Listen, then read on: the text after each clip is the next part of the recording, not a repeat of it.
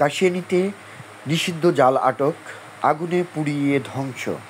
গোপালগঞ্জ কাশিয়ানীতে দেশীয় মাছ সুরক্ষার অভিযানে 1000 মিটার চায়না দোহারি নিষিদ্ধ জাল উদ্ধার করে আগুন দিয়ে ধ্বংস করা হয়েছে। গতকাল মৎস্য কর্মকর্তা রাজীব রায়ের নেতৃত্বে থানা পুলিশের সহযোগিতায় উপজেলা ওড়াকান্দি ইউনিয়নের খাগড়াবাড়িয়া এলাকায় অভিযান চালিয়ে এ নিষিদ্ধ জাল উদ্ধার করা হয়। পরে উপজেলা নির্বাহী কর্মকর্তা মোহাম্মদ রাশেদুজ্জামানের উপস্থিতিতে উপজেলা শহীদ মিনার চত্বরে ওই উদ্ধার করা নিষিদ্ধ জাল আগুন দিয়ে পুড়িয়ে ধ্বংস করা হয়। এ সময় উপজেলা নির্বাহী কর্মকর্তা মোহাম্মদ রাশেদুজ্জামান দেশীয় মাছ রক্ষার কাজে সকল মানুষকে এগিয়ে আসার জন্য আহ্বান জানিয়েছেন।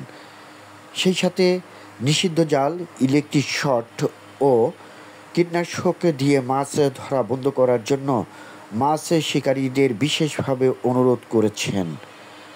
অবৈধভাবে মাছ শিকার করলে কঠিনভাবে দমন করা হবে এবং আইনি ব্যবস্থা গ্রহণ করা হবে বলে হুঁশিয়ারি দেন তিনি। মৎস্য কর্মকর্তা রাজীব রায় জানান, কাশিয়ানী উপজেলায় দেশীয় মাছ সুরক্ষায় এবছরে প্রায় শতাধিক অভিযান পরিচালনা করা হয়েছে। আটক করা হয়েছে প্রায় 20,000 চায়না দোহারি নিষিদ্ধ জাল, যার পরিধি প্রায় 6 লক্ষ মিটার।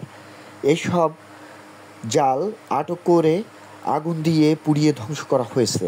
এছাড়াও ইলেকট্রিক শট মেশিন সহ মাছ শিকারি আটক করা হয়েছে, দেওয়া হয়েছে জেল, করা হয়েছে জরিমানা। দেশীয় মাছ সুরক্ষায় আমাদের এ অভিযান চলমান থাকবে বলেও তিনি জানান।